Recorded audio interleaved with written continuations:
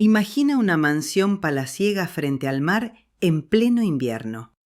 Es la clase de lugar donde el silencio se compra con millones de dólares, donde los sirvientes se mueven como fantasmas y donde los secretos se guardan bajo llaves de oro.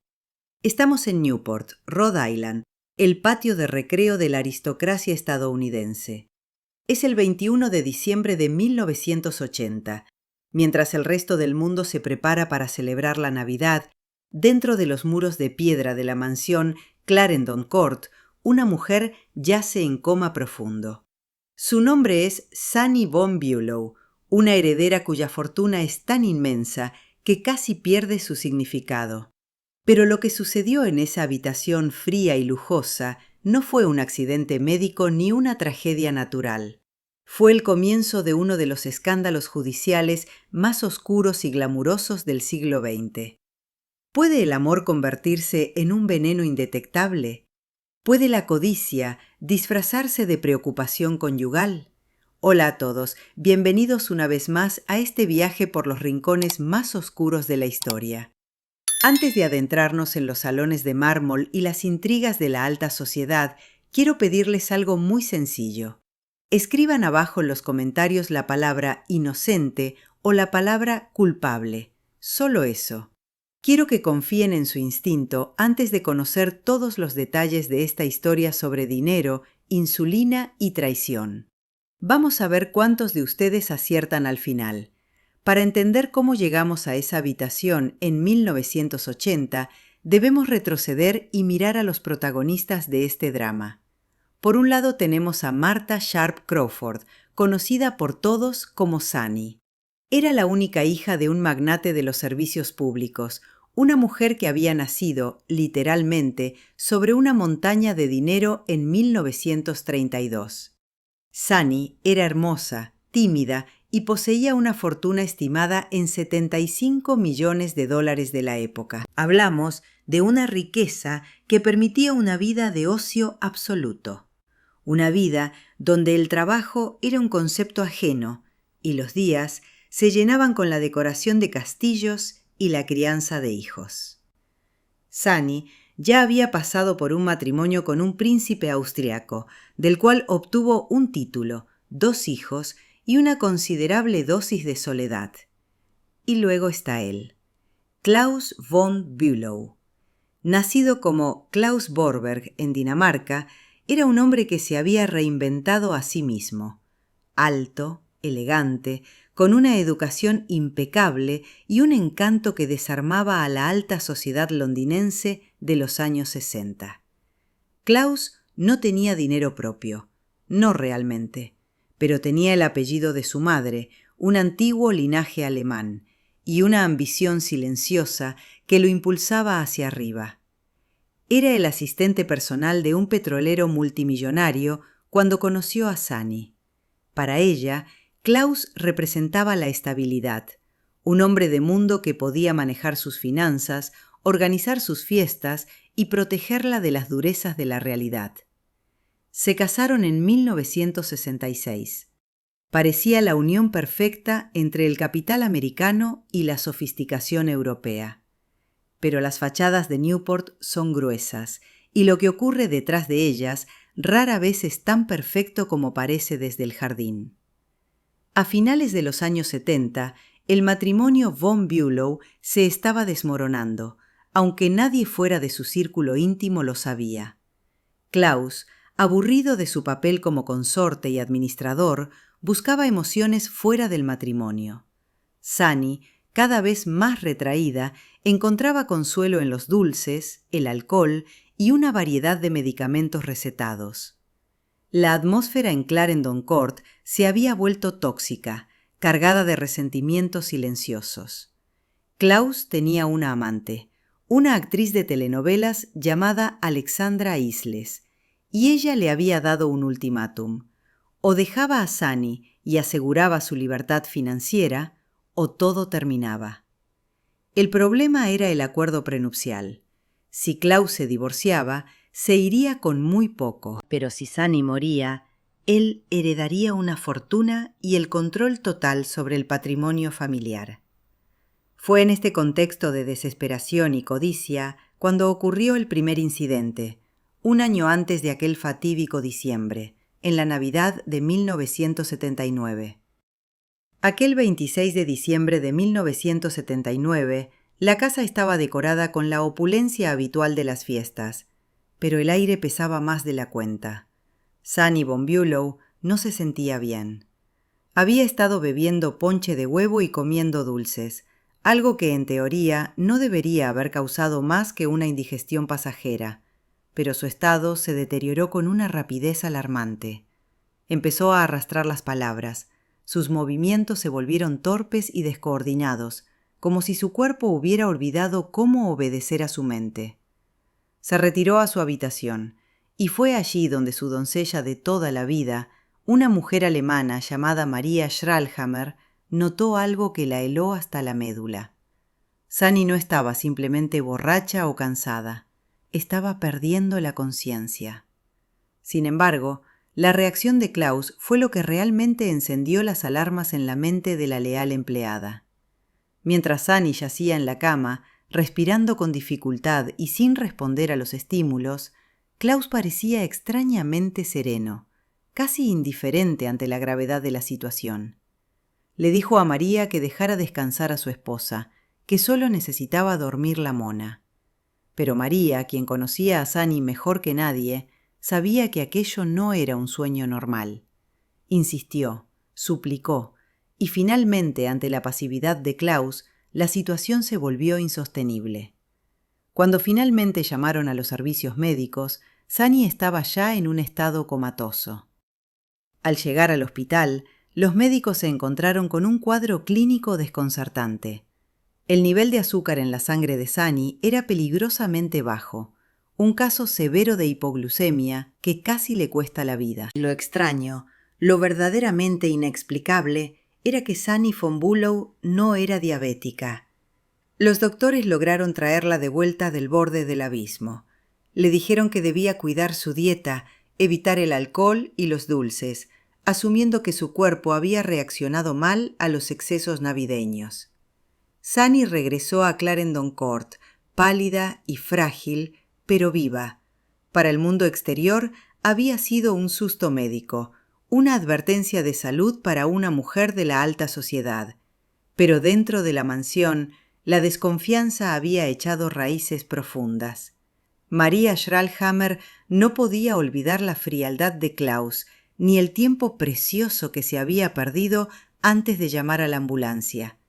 Empezó a observar a su patrón con otros ojos, transformándose de una sirvienta discreta a una vigilante silenciosa.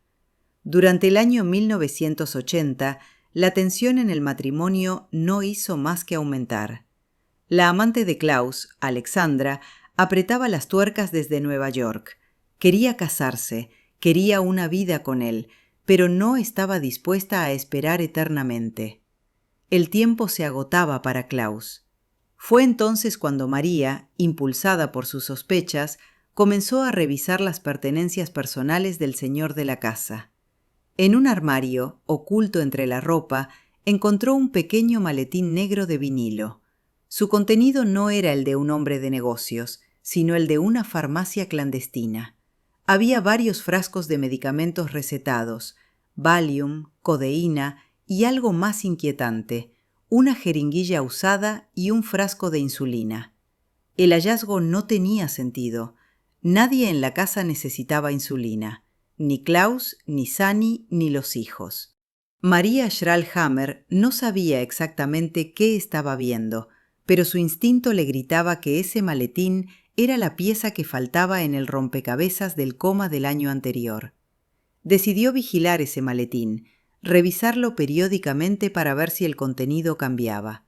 Y cambió. La insulina aparecía y desaparecía. La aguja a veces parecía limpia, otras veces usada. Pero María, en su posición de subordinada, no tenía a quién acudir sin pruebas contundentes.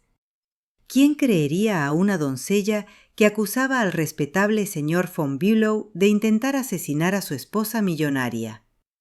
El miedo la paralizó, pero no detuvo su vigilancia. Mientras tanto, El calendario avanzaba implacable hacia diciembre de nuevo, hacia otra Navidad fría en Newport, donde la historia estaba a punto de repetirse, pero esta vez sin un final feliz. El reloj de arena de Klaus von Bülow se había quedado sin granos. La presión que ejercía Alexandra Isles desde la distancia se había convertido en una soga que apretaba cada día un poco más. La actriz había sido tajante. Si Klaus no demostraba un compromiso real, si no rompía sus cadenas matrimoniales para estar con ella, la relación había terminado. Era un ultimátum definitivo, entregado con la frialdad de quien sabe lo que vale. Para Klaus, perder a Alexandra no era solo perder a una amante, era perder su vía de escape, su fantasía de una nueva vida lejos de la sombra de Sunny. Y perder a Sunny a través de un divorcio significaba perder el estatus, el dinero y el poder. Se encontraba entre la espada y la pared, y en esa encrucijada moral tomó una decisión que cambiaría el destino de todos para siempre. Llegó el 20 de diciembre de 1980. La mansión Clarendon Court estaba envuelta en la bruma helada del Atlántico. La familia cenó junta, pero el ambiente era gélido. Sunny, una vez más, comenzó a mostrar síntomas alarmantes de debilidad y confusión. Sus palabras se arrastraban, su equilibrio fallaba. Se retiró temprano a su habitación, asistida por su marido.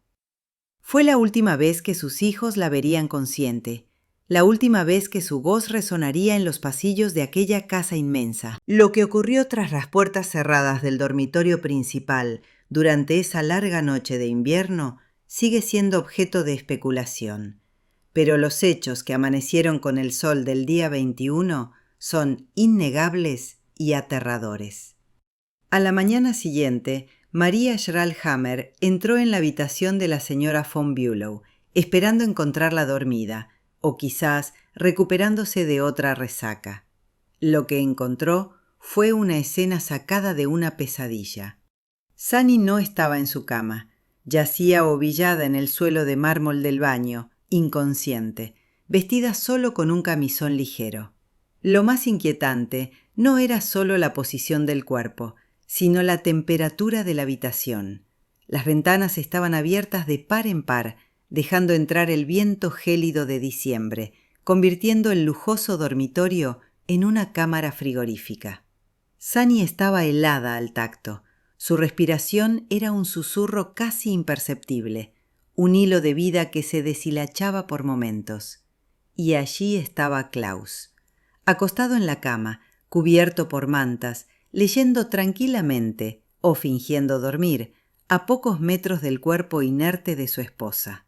Cuando María, presa del pánico, gritó que la señora estaba inconsciente, la reacción de Klaus fue, nuevamente, de una lentitud exasperante. No corrió, no mostró horror. Se levantó con calma, sugiriendo que quizás solo estaba durmiendo profundamente. Pero esta vez María no estaba dispuesta a ceder. La doncella sabía lo que estaba viendo. Había visto esto un año antes. Ignoró las evasivas de Klaus y exigió ayuda médica inmediata. La tensión en la habitación era palpable, un duelo silencioso entre la urgencia de salvar una vida y el deseo oscuro de dejarla extinguirse. Finalmente, la ambulancia llegó. Los paramédicos trabajaron frenéticamente para estabilizar a Sunny y trasladarla al hospital de Newport. Pero el daño ya estaba hecho. El cerebro de Sunny había estado privado de oxígeno y glucosa durante demasiado tiempo. Los médicos lograron mantener su corazón latiendo. Lograron que sus pulmones siguieran respirando con ayuda mecánica. Pero la mujer que una vez fue la princesa de la alta sociedad americana se había ido. Sunny entró en un estado vegetativo persistente, un limbo médico del que nunca despertaría. Y cuando los análisis de sangre llegaron del laboratorio, la historia se repitió con una precisión macabra. Un nivel de insulina masivo, inexplicable para una persona no diabética. Esta vez, sin embargo, no habría una recuperación milagrosa. Esta vez, La familia empezó a hacerse preguntas que la policía no tardaría en escuchar. La noticia del coma irreversible de Sunny von Bülow cayó como una losa de plomo sobre sus dos hijos mayores, Annie y Alexander.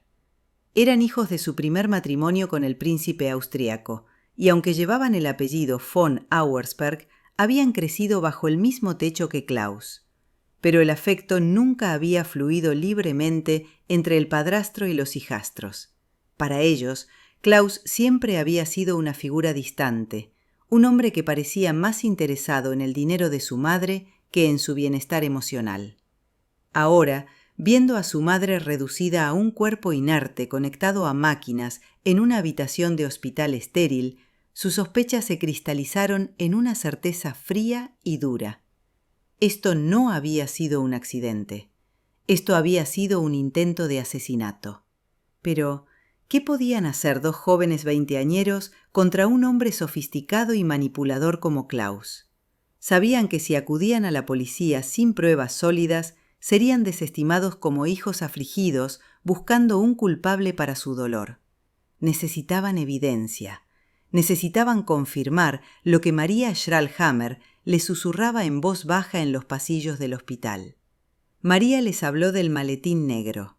Les contó sobre la jeringuilla, la insulina y la indiferencia gélida de Klaus mientras su madre agonizaba en el suelo helado. Fue entonces cuando Alexander, impulsado por una mezcla de rabia y desesperación, decidió tomar la justicia por su mano, o al menos iniciar su propia investigación. No podían confiar en nadie dentro del círculo social de Newport, donde las apariencias lo eran todo. Así que hicieron algo que parecía sacado de una novela de detectives. Contrataron a un abogado penalista de alto perfil, un antiguo fiscal de Nueva York llamado Richard Q. No buscaban consuelo legal, buscaban un sabueso. Q escuchó la historia, vio la determinación en los ojos de los jóvenes príncipes y entendió que estaba ante un caso explosivo. Les aconsejó que actuaran con cautela pero con firmeza. La clave estaba en Clarendon Court. Si había pruebas, todavía estaban allí, escondidas en la oscuridad de los armarios de Klaus. Con el corazón en un puño, Alexander regresó a la mansión. Klaus todavía vivía allí, paseándose por los salones como el señor de la casa, esperando heredar todo una vez que Sunny falleciera oficialmente. Aprovechando una ausencia de su padrastro, Alexander y un detective privado contratado por la familia irrumpieron en el vestidor de Klaus. Fue una búsqueda frenética, silenciosa, cargada de la adrenalina de quien sabe que está cruzando una línea peligrosa. Abrieron cajones, revisaron abrigos y finalmente allí estaba. El maletín negro de vinilo que María había descrito con tanto detalle. Con manos temblorosas lo abrieron. El contenido era condenatorio. Había agujas hipodérmicas, sedantes y, lo más importante, un frasco de insulina. Pero no era solo eso. Las agujas parecían usadas. Si lograban demostrar que esa aguja contenía rastros de insulina y que esa insulina había sido inyectada a Sunny, tendrían el arma humeante. Alexander tomó el maletín, sellando el destino de su padrastro. Ya no eran solo sospechas de una sirvienta leal, ahora tenían un objeto físico, una prueba tangible que vinculaba a Klaus von Bülow con el veneno que corría por las venas de su madre. La guerra privada había terminado. Era hora de llevar la guerra al terreno público. Era hora de llamar a la policía. El maletín negro ya no estaba escondido en un armario de Newport. Ahora descansaba sobre la mesa de un laboratorio forense, bajo la luz blanca e implacable de la ciencia. Lo que Alexander von Auersperg había entregado a las autoridades no era solo un conjunto de objetos médicos, era la llave para abrir las puertas de una celda para su padrastro. Pero la justicia necesitaba más que la palabra de un hijo y el instinto de una doncella. Necesitaba datos irrefutables. Los expertos forenses comenzaron a analizar meticulosamente cada centímetro del contenido del maletín.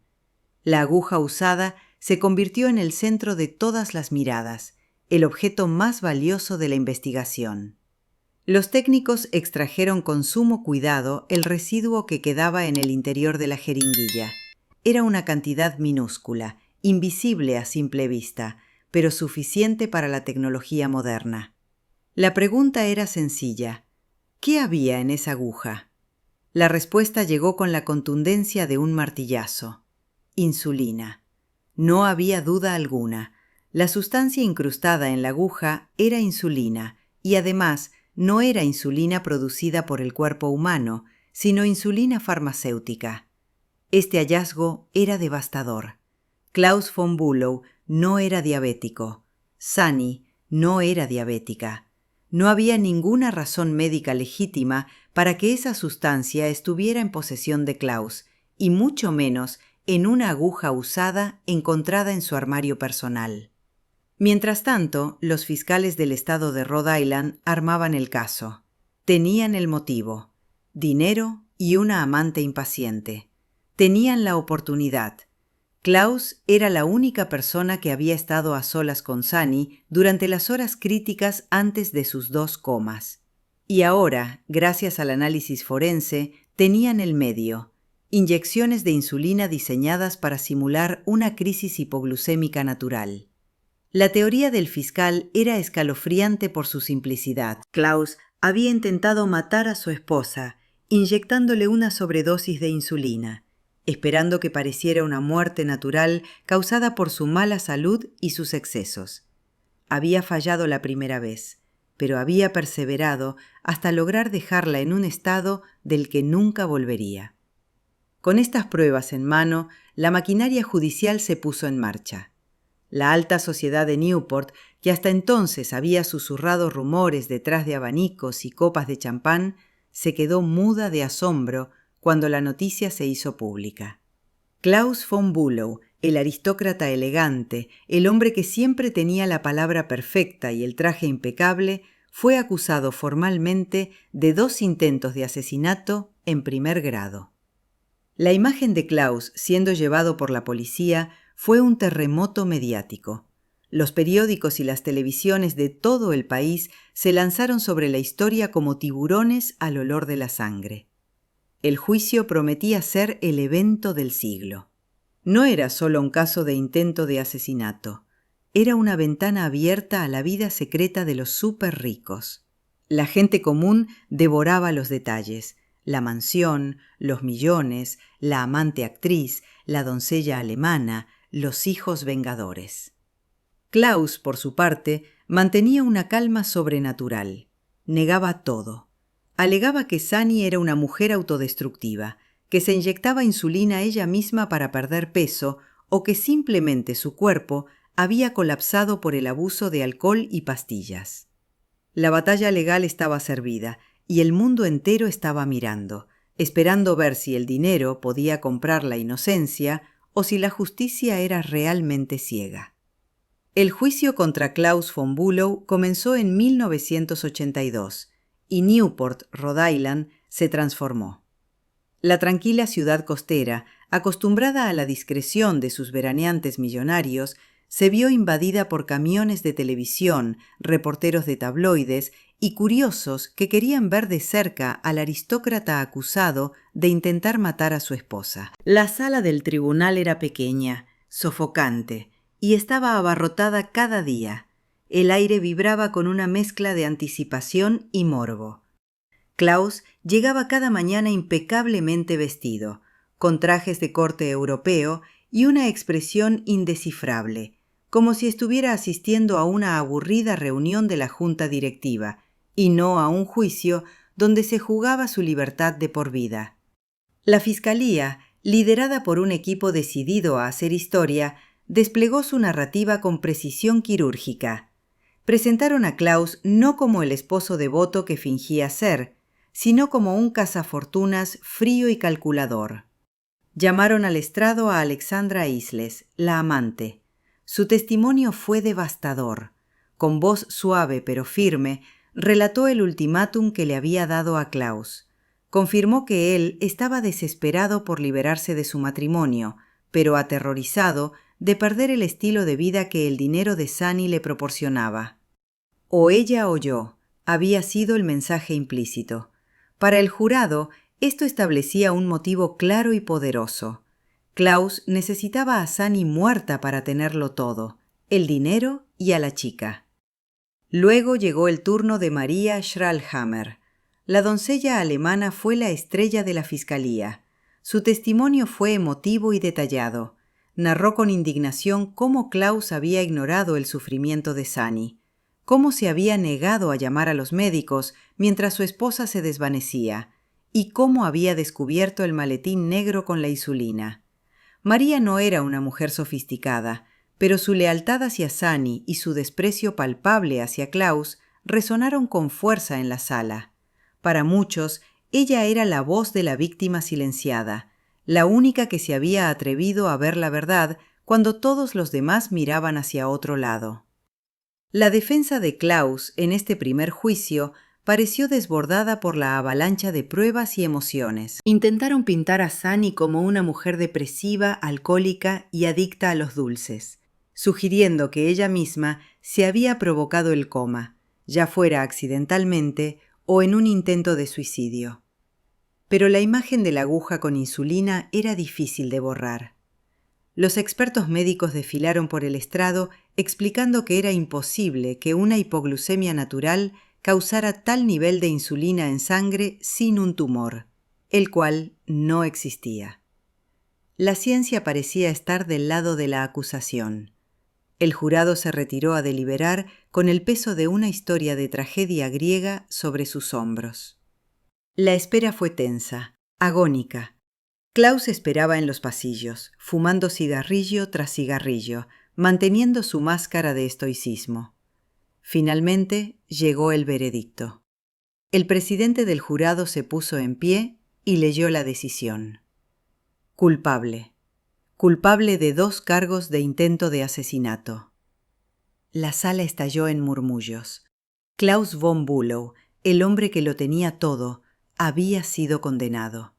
Parecía el final de la historia, el triunfo de la justicia sobre el privilegio.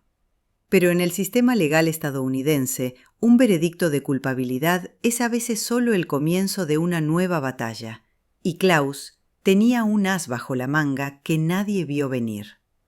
La sentencia cayó como una guillotina, 30 años de prisión. Para un hombre de 55 años, acostumbrado a sábanas de seda y servicio de habitaciones, aquello equivalía a una condena a muerte. Klaus von Bülow fue liberado bajo una fianza millonaria mientras preparaba su apelación, pero su reputación estaba hecha trizas y su libertad pendía de un hilo finísimo. La mayoría de los hombres en su posición se habrían rendido o habrían huido, pero Klaus hizo algo inesperado. Decidió cambiar completamente de estrategia. Despidió a su equipo legal local y buscó a alguien capaz de obrar milagros. Alguien que no tuviera miedo de desafiar al sistema y de jugar sucio si era necesario. Encontró a ese alguien en la Facultad de Derecho de Harvard, el profesor Alan Dershowitz. Dershowitz no era un abogado convencional, era brillante, agresivo y mediático. Aceptó el caso no porque creyera necesariamente en la inocencia de Klaus, sino porque veía en él un desafío intelectual irresistible y una oportunidad para sentar precedentes legales.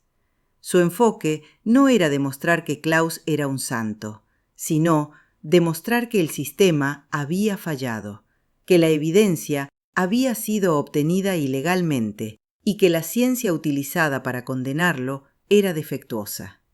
Dershowitz reunió a un equipo de estudiantes de derecho de élite, jóvenes mentes hambrientas que estaban dispuestas a trabajar día y noche para encontrar una grieta en el muro de la fiscalía. La primera gran victoria de Dershowitz fue cuestionar la legalidad del hallazgo del maletín negro. Argumentó que la búsqueda privada realizada por los hijos de Sunny y el detective privado, que luego entregaron las pruebas a la policía, había violado los derechos constitucionales de Klaus. Si el Estado utilizaba a ciudadanos privados para hacer el trabajo sucio que la policía no podía hacer sin una orden judicial, eso era inconstitucional. Fue un argumento técnico, audaz y arriesgado, pero Dershowitz sabía cómo presentarlo ante los jueces de apelación. No se trataba de si Klaus era culpable o inocente en ese momento, sino de si el juicio había sido justo. Paralelamente, el equipo de Dershowitz lanzó una ofensiva contra la narrativa médica de la Fiscalía. Buscaron nuevos expertos, endocrinólogos de renombre mundial que estuvieran dispuestos a revisar los datos. Empezaron a construir una teoría alternativa. ¿Y si la insulina en la aguja no era la prueba irrefutable que todos creían? ¿Y si la aguja había sido contaminada o mal interpretada? ¿Y si Sunny von Bülow realmente se había inyectado ella misma, no para morir, sino para adelgazar o para dormir? Empezaron a escarbar en el historial médico de Sunny con una lupa, buscando cada receta, cada visita al médico, cada queja que pudiera indicar una tendencia a la automedicación peligrosa. La apelación fue una partida de ajedrez de alto nivel. Dershowitz y su equipo trabajaron contrarreloj, redactando mociones, buscando precedentes, desafiando cada punto y cada coma del primer juicio. Klaus, mientras tanto, se mantenía en su apartamento de Nueva York, convertido en un paria social, pero esperanzado por primera vez en meses. Sabía que esta era su última oportunidad. Si Dershowitz fallaba, moriría en la cárcel.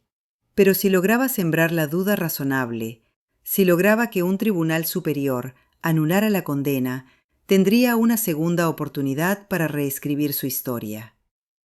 Y entonces, en 1984, llegó la noticia que sacudió los cimientos de la justicia en Rhode Island. El Tribunal Supremo del Estado anuló la condena. Habría un nuevo juicio. Klaus von Bülow había vuelto a la vida.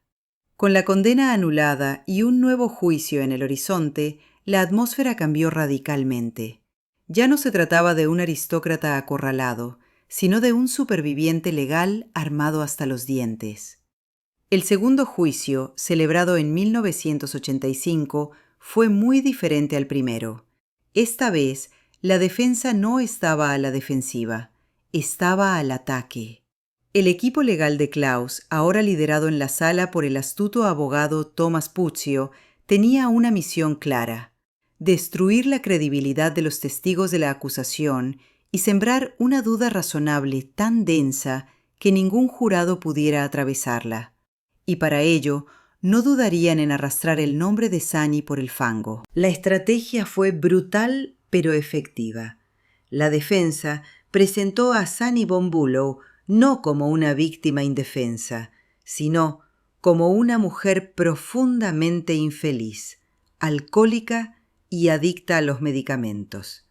Trajeron testigos que declararon haberla visto consumir grandes cantidades de alcohol y pastillas, pintando un cuadro de caos doméstico donde la autodestrucción era la norma, no la excepción. Argumentaron que el coma no fue causado por una inyección maliciosa de insulina, sino por una combinación letal de barbitúricos, alcohol y una hipotermia autoinducida al desmayarse en el baño frío. Era una narrativa cruel para los hijos de Sunny, que tenían que escuchar cómo se diseccionaba la vida privada de su madre, pero legalmente era una jugada maestra. Pero el golpe de gracia de la defensa vino de la ciencia. Los expertos contratados por la defensa desafiaron directamente la evidencia de la aguja con insulina. Argumentaron que los residuos encontrados en la aguja no probaban que se hubiera inyectado insulina a Sunny. Podría haber sido simplemente una aguja usada para inyectar vitaminas contaminada posteriormente, o incluso una prueba manipulada. Además, presentaron testimonios de expertos que afirmaban que los niveles de insulina encontrados en la sangre de Sunny durante su primer coma podrían no ser fiables debido a la forma en que se realizaron las pruebas en 1979. De repente, lo que parecía una certeza científica se convirtió en un debate técnico confuso y lleno de dudas. Y luego apareció el testigo sorpresa, o mejor dicho, el testimonio sorpresa. La defensa localizó a un hombre, un tal David Marriott, que afirmaba haber entregado drogas a Alexander von Auersperg, el hijo de Sani. Aunque el testimonio de Marriott fue finalmente desacreditado y no se usó en el juicio, el daño estaba hecho en la opinión pública y en la atmósfera general del caso. Se sembró la idea de que los hijos de Sani tenían sus propios secretos, sus propias agendas, y que tal vez habían incriminado a su padrastro para proteger su herencia o para vengarse. Era una táctica de distracción clásica. Si no puedes probar tu inocencia, ensucia a todos los demás. El jurado del segundo juicio se enfrentó a una tarea imposible. Tenían que decidir si Klaus era un asesino frío o si Sani era una víctima de sus propios demonios. La fiscalía luchó valientemente, insistiendo en que la insulina no miente, en que Klaus tenía el motivo y la oportunidad. Pero la duda razonable es una barrera muy alta en el sistema legal americano, y esta vez la defensa había construido esa barrera ladrillo a ladrillo, con expertos, testimonios contradictorios y una narrativa alternativa plausible. Cuando el jurado regresó con su veredicto, el silencio en la sala era ensordecedor. No culpable. Klaus von Bülow era un hombre libre. La absolución fue un triunfo legal, pero una condena social. Klaus von Bülow salió del tribunal como un hombre libre ante la ley, pero marcado de por vida ante el mundo. La alta sociedad de Nueva York y Newport, que alguna vez lo había acogido como uno de los suyos, le cerró las puertas con un portazo resonante. Ya no era el encantador acompañante europeo, era el hombre que se había librado de la cárcel por los pelos, el hombre sospechoso de haber intentado matar a su esposa 2 veces. Sus antiguos amigos cruzaban la calle para evitar saludarlo. Los clubes exclusivos revocaron su membresía. Klaus se encontró solo en una ciudad que lo despreciaba, con su reputación hecha añicos y su nombre convertido en sinónimo de impunidad para los ricos. Pero Klaus no se hundió en la miseria. Con la frialdad que lo caracterizaba, aceptó su nuevo estatus. Se mudó a Londres, buscando refugio en una ciudad donde el escándalo tal vez resonaba con menos fuerza, o donde al menos la aristocracia era más cínica. Allí retomó su vida de crítico de arte y teatro, vistiendo sus trajes impecables y cenando en los mejores restaurantes, a menudo solo o con un círculo muy reducido de nuevos conocidos que no hacían preguntas incómodas. Se convirtió en una especie de celebridad oscura, un personaje de novela que caminaba entre los vivos. Incluso aceptó posar para la portada de la revista Vanity Fair, en una foto icónica y desafiante, vestido de cuero negro, abrazando su papel de villano elegante. Mientras Klaus intentaba reconstruir su vida en Europa, sus hijastros, Alexander y Annie, no estaban dispuestos a dejarlo ir tan fácilmente. Habían perdido la batalla penal, pero la guerra continuaba en los tribunales civiles. Presentaron una demanda millonaria contra él, decididos a que no disfrutara ni un centavo del dinero de su madre. La batalla fue larga y amarga, pero finalmente llegaron a un acuerdo en 1987. Klaus aceptó renunciar a cualquier reclamo sobre la fortuna de Sani, estimado en decenas de millones de dólares, a cambio de que su hija biológica, Cosima, fuera restaurada en el testamento de su abuela materna. Cosima, la hija que Klaus y Sani tuvieron juntos, fue la víctima colateral más trágica de esta guerra. Atrapada entre el amor por su padre, quien siempre había sido su principal cuidador emocional, y la lealtad hacia su madre en coma y sus medio hermanos, se vio obligada a elegir. Y eligió a su padre. Se fue con él a Londres, alejándose de su familia materna y de la fortuna que le correspondía por derecho, apoyando a Klaus hasta el final. Para ella, él era inocente, una víctima de una conspiración familiar. Esta lealtad inquebrantable fue el único triunfo real de Klaus. Había perdido a su esposa, su estatus y su dinero, pero había conservado el amor de su hija. Y mientras Klaus vivía su exilio dorado en Londres, Sunny seguía allí, en una habitación de hospital en Nueva York, suspendida en el tiempo. Su cuerpo, cuidado con la mejor atención médica que el dinero podía comprar, se negaba a rendirse.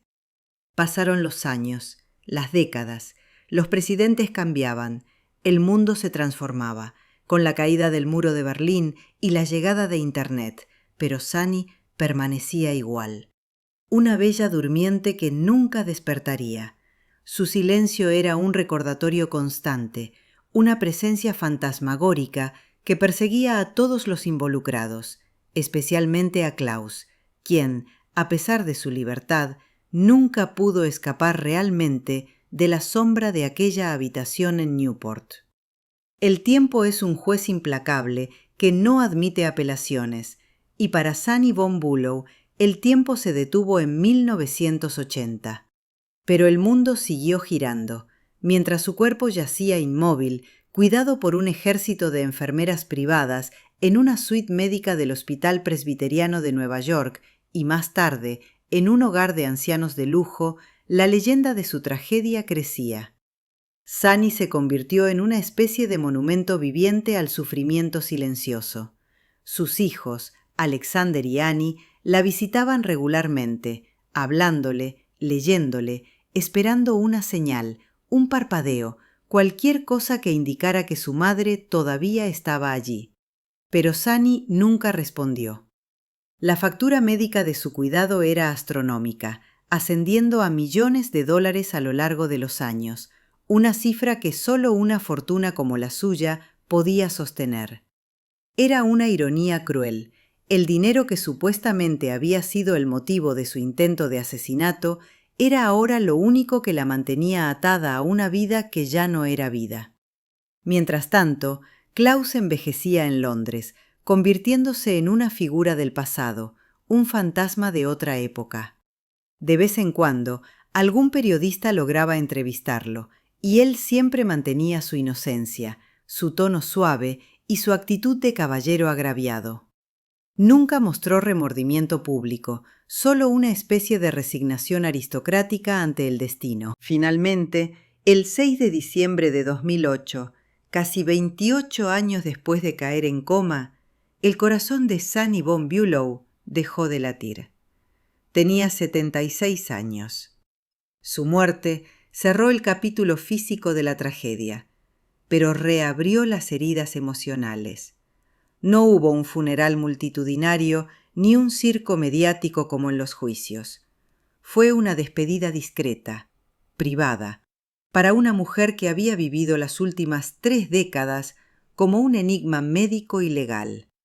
Sus hijos emitieron un comunicado breve, expresando su alivio porque su sufrimiento había terminado y su tristeza por la madre que habían perdido mucho antes de su muerte física. La muerte de Sunny trajo de vuelta los titulares. ¿Lo hizo o no lo hizo? Era la pregunta que volvía a surgir en las conversaciones. Klaus, que ya tenía 82 años, no hizo comentarios públicos sobre el fallecimiento de su ex esposa.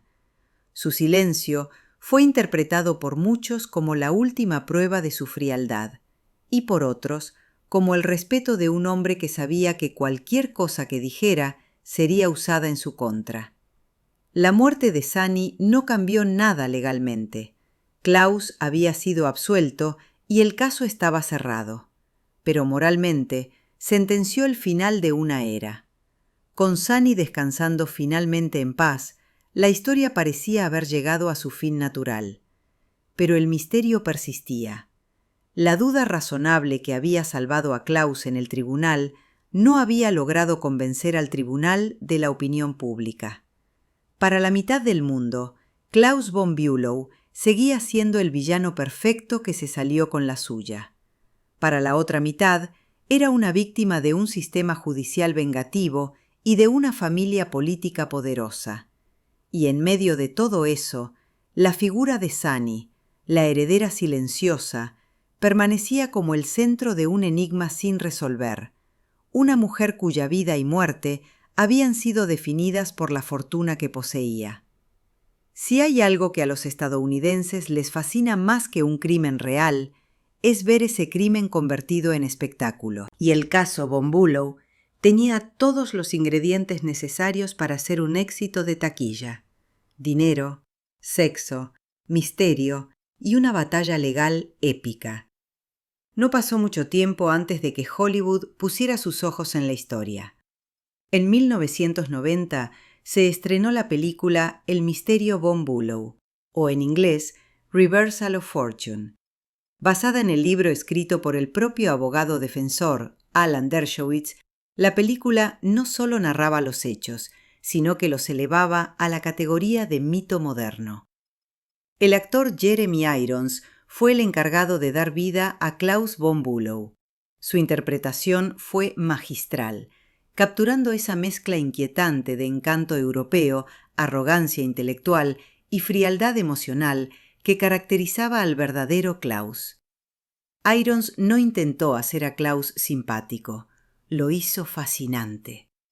Lo retrató como un hombre que sabía que era culpable a los ojos de la sociedad, pero que disfrutaba jugando con esa percepción.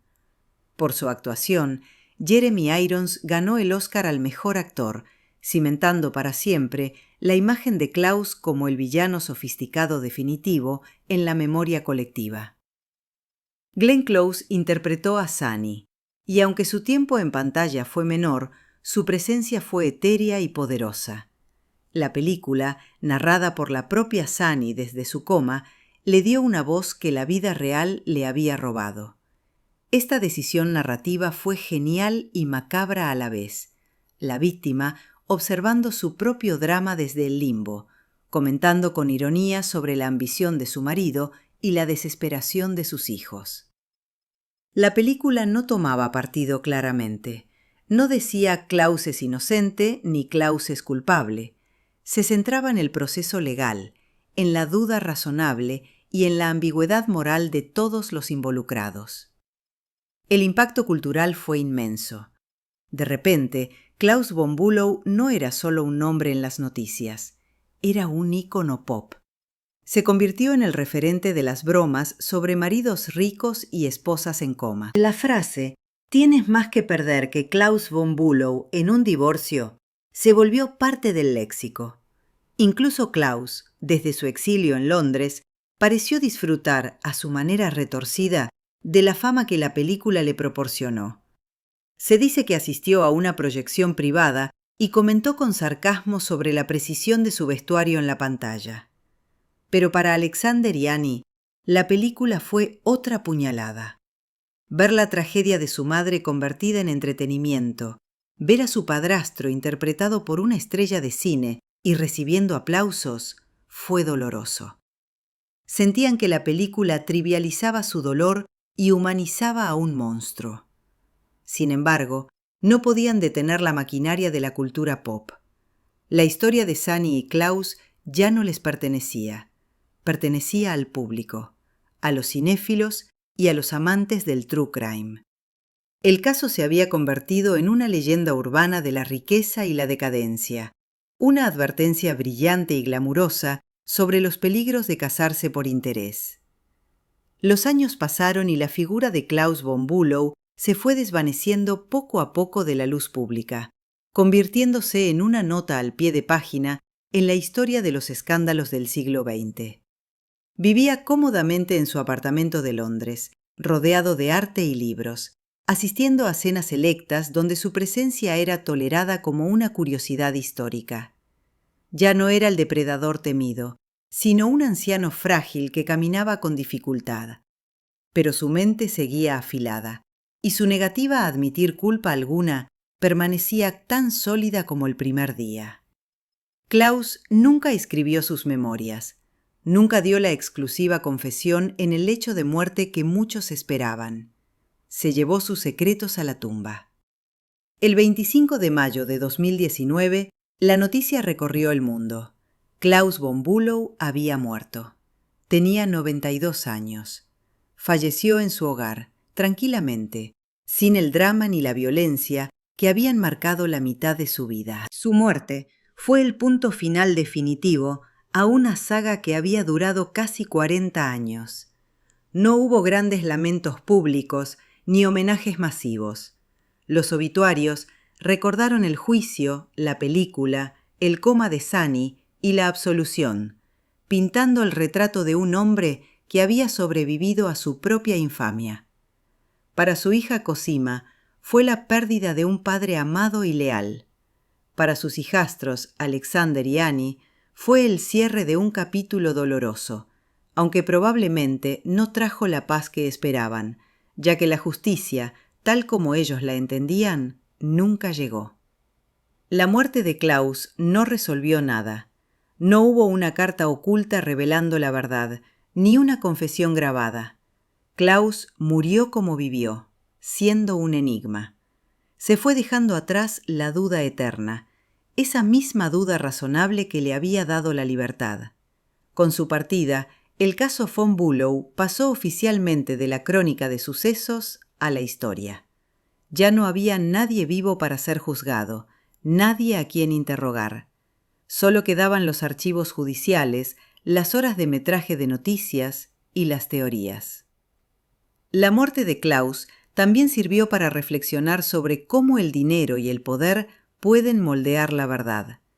Si Klaus hubiera sido un hombre pobre, sin acceso a abogados de la talla de Dershowitz, ¿habría muerto en prisión? Es una pregunta incómoda que el caso deja flotando en el aire. Hoy, la mansión Clarendon Court sigue en pie en Newport, majestuosa y silenciosa, testigo mudo de todo lo que ocurrió. Los nuevos dueños tal vez no piensen en insulina ni en comas cuando miran al mar desde sus ventanas, pero la sombra de Sani y Klaus siempre estará allí, incrustada en las piedras.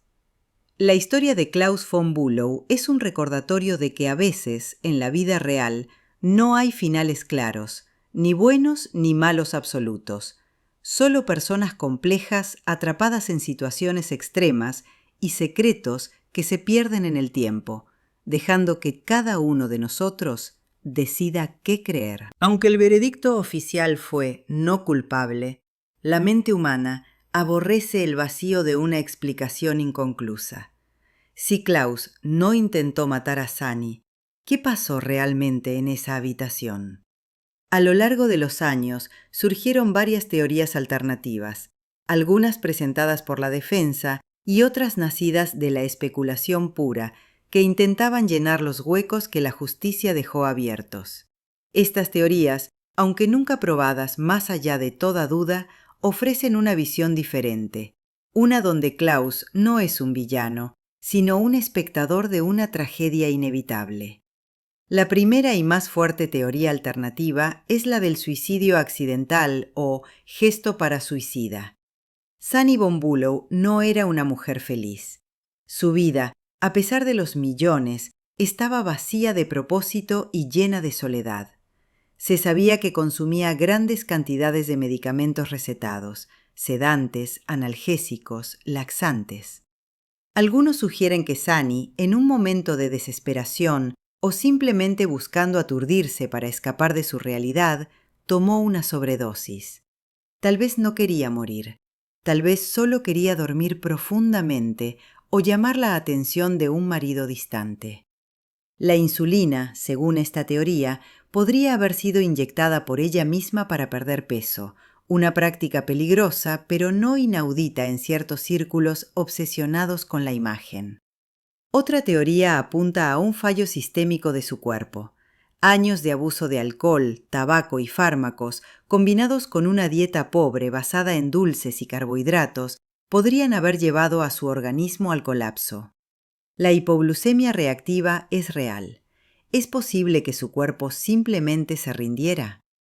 Los expertos de la defensa argumentaron con vehemencia que los niveles de insulina podían explicarse por procesos biológicos raros o por errores en las pruebas de laboratorio de la época, que no eran tan precisas como las actuales.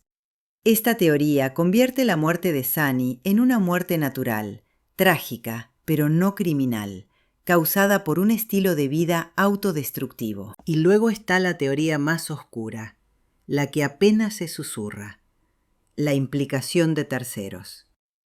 ¿Podría haber alguien más interesado en la herencia o en ocultar secretos familiares? Esta línea de pensamiento suele descartarse rápidamente por falta de pruebas y por sonar demasiado conspiranoica.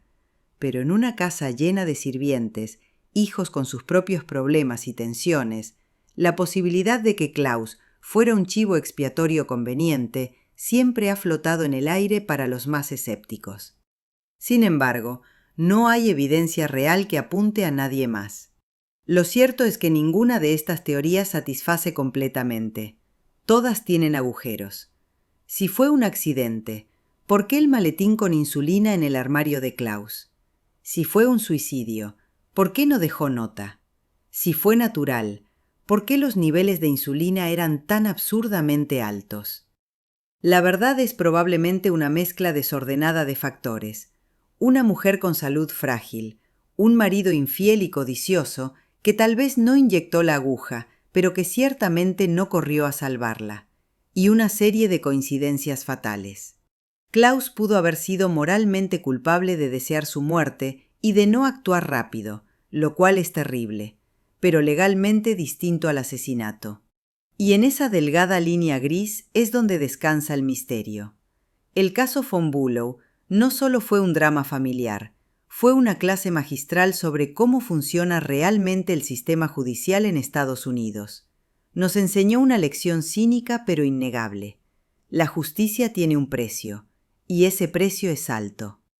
Si Klaus von Bülow hubiera sido un hombre de clase media, defendido por un abogado de oficio, es muy probable que hubiera muerto en prisión cumpliendo su condena de 30 años. Pero Klaus tenía acceso a recursos ilimitados, o mejor dicho, acceso a personas que podían financiar una defensa ilimitada, como su amiga y benefactora Andrea Reynolds, y su propia hija Cosima, quien eventualmente heredaría su parte. La entrada de Alan Dershowitz marcó un antes y un después en la defensa penal de alto perfil.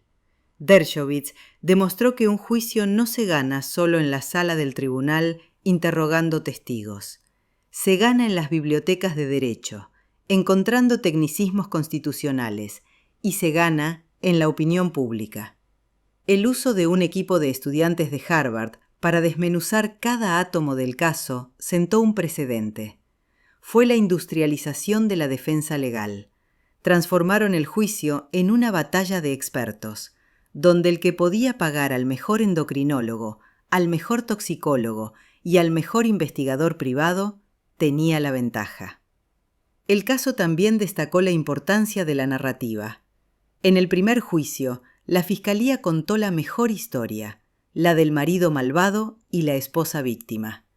En la apelación y el segundo juicio, la defensa construyó una contranarrativa igual de poderosa, la de la esposa autodestructiva y el marido injustamente acusado. Aprendimos que la verdad judicial no es un hecho absoluto, sino una construcción, una versión de los hechos que debe ser vendida al jurado. Y Klaus, con su equipo de ensueño, supo vender su versión mejor la segunda vez. Además, el caso von Bülow puso de manifiesto el papel de los medios de comunicación en los procesos judiciales. Fue uno de los primeros juicios televisados que capturó la atención nacional de esa manera, allanando el camino para el circo mediático que veríamos años después con O.J. Simpson. Las cámaras en la sala cambiaron la dinámica. Los abogados actuaban no solo para el juez y el jurado, sino para la audiencia en casa. La justicia se convirtió en entretenimiento, y la línea entre la ley y el espectáculo se borró para siempre. Al final, el legado legal del caso es agridulce.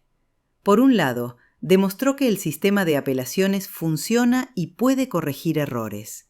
Por otro, reforzó la creencia de que hay dos sistemas de justicia, uno para los ricos y otro para los pobres. Klaus von Bülow compró su libertad con la misma eficacia con la que compraba obras de arte.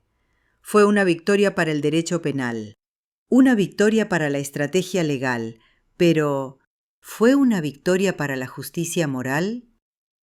Esa es la pregunta que sigue incomodando a estudiantes de derecho y ciudadanos por igual décadas después. Newport es una ciudad que vive de su pasado. Sus mansiones son cápsulas del tiempo, monumentos a la edad dorada americana, donde familias como los Vanderbilt y los Astor construyeron palacios para pasar el verano. Pero Clarendon Court, la casa donde Sunny Von Bulow cayó en su sueño eterno, tiene una energía diferente. No es solo historia lo que se respira allí, es misterio. A pesar de que la casa ha cambiado de manos varias veces desde los años 80, vendida por millones a nuevos propietarios que buscan su propio trozo de prestigio, la sombra de los Von Bulow es indeleble. Los guías turísticos que pasean a los visitantes por el Cliff Walk, el sendero que bordea el océano y pasa frente a las mansiones, siempre se detienen allí. Bajan la voz y señalan las ventanas del piso superior. Esa es la habitación, dicen, y todos saben a qué se refieren. Para los habitantes locales, el caso nunca se cerró realmente. En las cafeterías y tabernas de Newport, si preguntas a los más veteranos, todavía encontrarás opiniones divididas y apasionadas. Algunos recuerdan a Klaus como un hombre educado que siempre saludaba, otros como una figura arrogante que miraba a todos por encima del hombro. Recuerdan a Sunny como una presencia etérea, casi invisible incluso antes del coma. La ciudad se convirtió en un personaje más del drama, un escenario de belleza impresionante que ocultaba una fealdad moral profunda.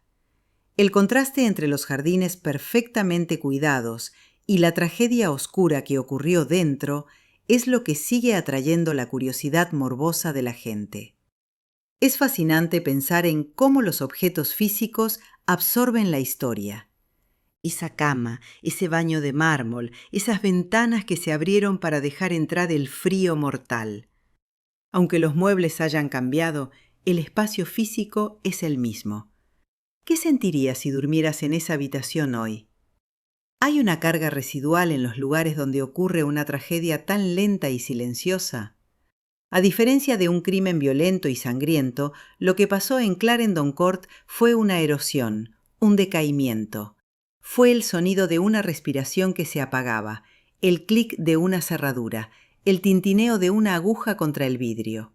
Sonidos pequeños que cambiaron vidas enteras.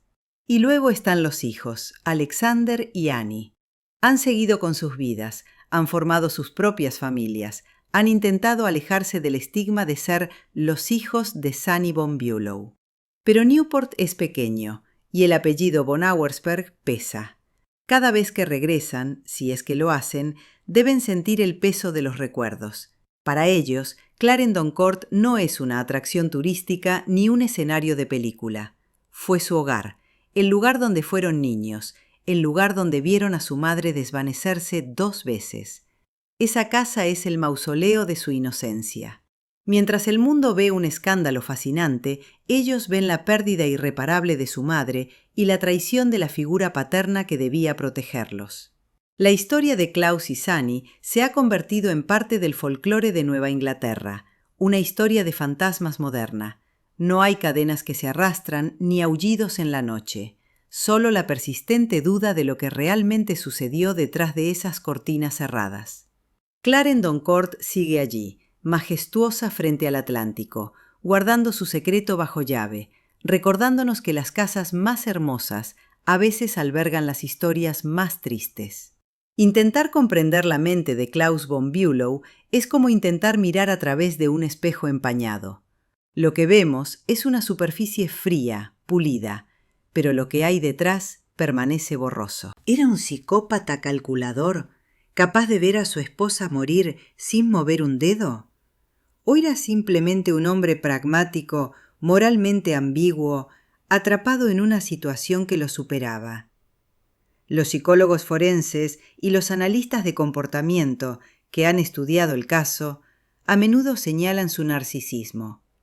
Klaus tenía una necesidad profunda de ser admirado, de pertenecer a la élite, de ser visto como alguien importante.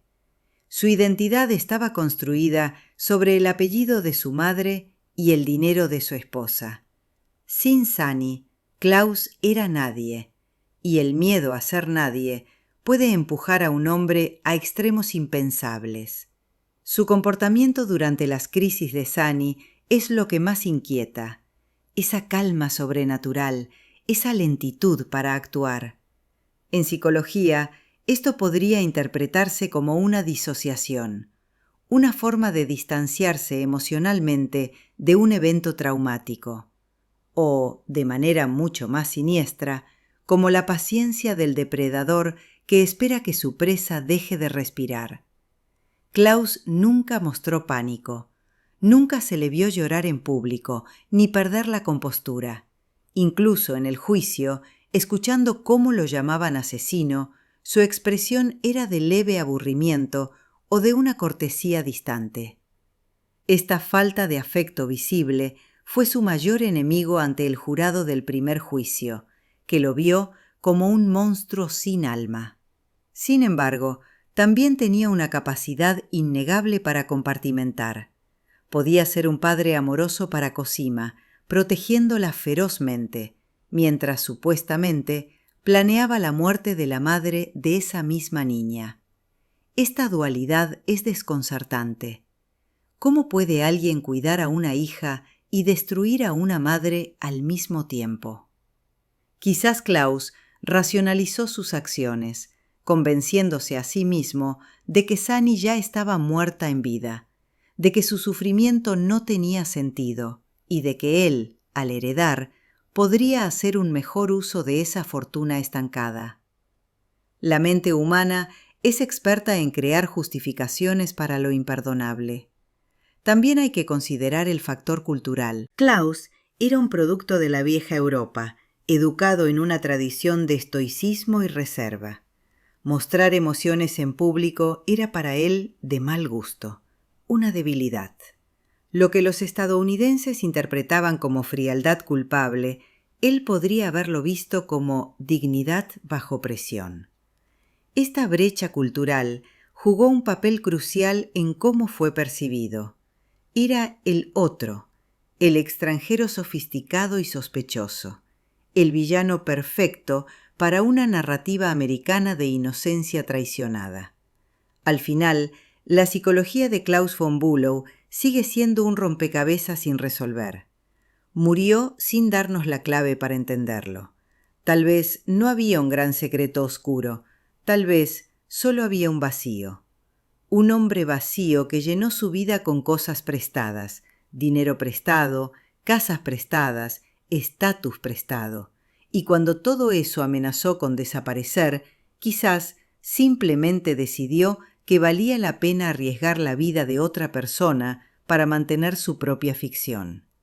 La máscara de hielo nunca se derritió, y detrás de ella, Klaus se llevó la verdad a la tumba.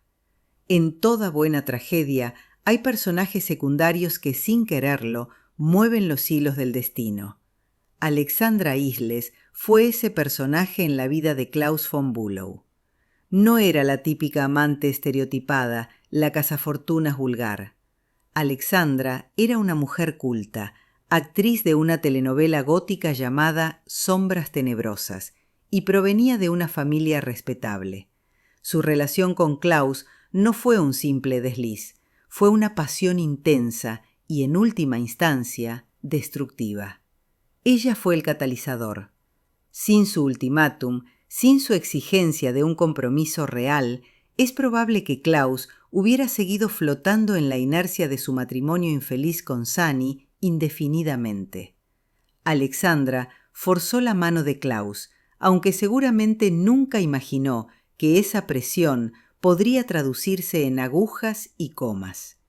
Su testimonio en el juicio fue un momento de teatro puro, pero de un realismo doloroso. Verla en el estrado, con su belleza serena y su voz articulada, narrando cómo le dio a Klaus un plazo para dejar a su esposa, fue electrizante.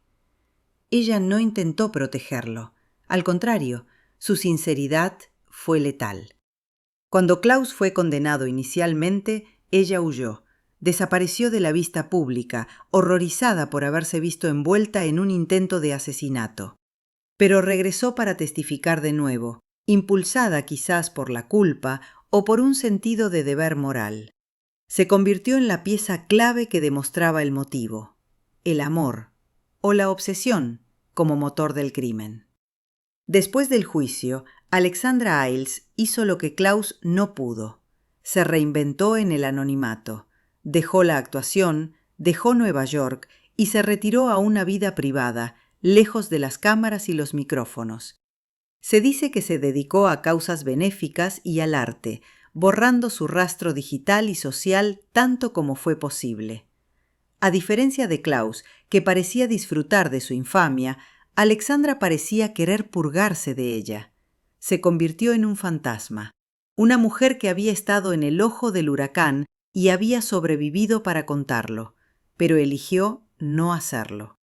Nunca escribió un libro. Nunca dio la gran entrevista exclusiva. Su silencio ha sido tan elocuente como sus palabras en el juicio. Es interesante pensar en la carga que debe llevar, saber que tus palabras de amor y exigencia pudieron haber sido la chispa que casi mata a otra mujer. ¿Se siente responsable? ¿Se siente utilizada? Klaus le prometió un futuro juntos, pero ese futuro estaba cimentado sobre la tumba de Sunny. Cuando se dio cuenta de la realidad, de que el hombre que amaba podría ser un asesino, su mundo debió desmoronarse. Alexandra Iles es la superviviente olvidada de esta historia, la mujer que escapó justo a tiempo, antes de que la oscuridad de Klaus la consumiera también a ella. Su papel nos recuerda que en estos dramas de la vida real, las amantes no son solo villanas de cartón piedra. Son personas complejas con sus propios sueños y errores. Alexandra buscaba amor y estabilidad, y terminó en el centro de uno de los juicios más famosos del siglo. Su historia es una advertencia sobre con quién nos involucramos y sobre cómo nuestros deseos personales pueden tener consecuencias que van mucho más allá de lo que podemos imaginar.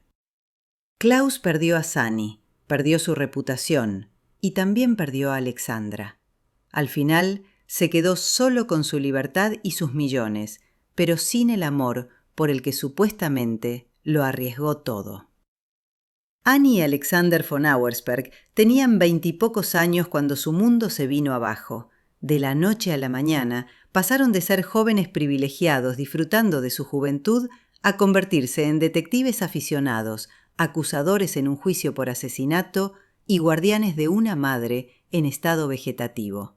La transformación fue brutal. Tuvieron que madurar a golpes, enfrentándose no solo a la pérdida de su madre, sino a la traición de la única figura paterna que les quedaba en casa.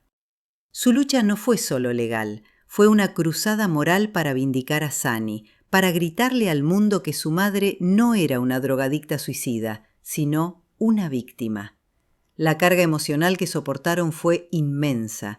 Imagina tener que escuchar día tras día en un tribunal abarrotado cómo los abogados de tu padrastro describen a tu madre como una borracha patética, exponiendo sus intimidades médicas y psicológicas más dolorosas para salvar el pellejo del hombre que, según tú, intentó matarla.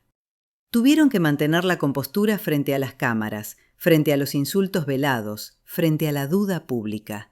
Y lo hicieron con una dignidad asombrosa. Se mantuvieron unidos, un frente común inquebrantable contra Klaus y su maquinaria legal. Su vínculo se forjó en el fuego de esa tragedia y se volvió indestructible. Después de los juicios, después de que Klaus quedara libre y Sunny siguiera durmiendo, Annie y Alexander tuvieron que encontrar una manera de seguir adelante. No se escondieron, pero tampoco buscaron la fama. Utilizaron su herencia y su nombre para hacer el bien, quizás como una forma de contrarrestar la oscuridad que había rodeado a su familia. Crearon la Fundación Sunny von Bülow para víctimas de coma y traumatismos craneales, y más tarde el Centro Nacional para las Víctimas del Crimen. Transformaron su dolor en activismo, ayudando a otras familias que atravesaban pesadillas similares, familias que no tenían sus recursos, pero que compartían su sufrimiento. Annie se convirtió en una defensora apasionada de los derechos de las víctimas, trabajando incansablemente para mejorar el sistema legal que a sus ojos les había fallado. Alexander se dedicó a gestionar el patrimonio familiar y a apoyar las iniciativas de su hermana. Ambos construyeron sus propias familias, tuvieron hijos, intentaron darles la normalidad y el amor incondicional que a ellos les fue arrebatado tan cruelmente. Pero la sombra de Newport siempre está ahí. Es una cicatriz que no desaparece, un recordatorio constante de que el dinero no te protege del mal. A veces, incluso lo atrae. Su relación con su media hermana, Cosima, es la parte más triste de este legado. La familia quedó fracturada irreparablemente. Cosima eligió a su padre. Ellos eligieron a su madre. Durante años no hubo contacto, solo un silencio lleno de dolor y malentendidos. Es la tragedia definitiva de los von Bülow, una familia que debería haber estado unida por la sangre y el amor, destrozada por la lealtad dividida en una guerra que nadie ganó realmente. Annie y Alexander son los verdaderos héroes silenciosos de esta historia, los que se quedaron para recoger los pedazos y tratar de construir algo hermoso a partir de los escombros. El caso von Bülow nos obligó a mirar detrás del telón dorado del sueño americano en su versión más exclusiva. Durante décadas, la cultura popular nos había vendido la idea de que la riqueza extrema era sinónimo de una vida perfecta, libre de las preocupaciones mundanas que afligen al resto de los mortales. Newport, con sus mansiones que imitaban a Versalles, era el símbolo de ese éxito inalcanzable. Pero cuando las puertas de Clarendon Court se abrieron para los investigadores y las cámaras, lo que vimos no fue felicidad, sino un vacío desolador. Vimos habitaciones frías, soledades inmensas, matrimonios que eran transacciones comerciales y una infelicidad que se ahogaba en alcohol y pastillas. Fue como leer El Gran Gatsby en la vida real, pero sin el romance.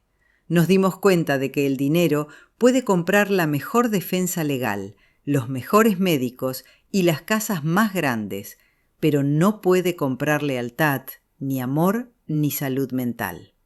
Sunny von Bülow, con sus $75 millones, era quizás la mujer más pobre del mundo en términos de alegría vital.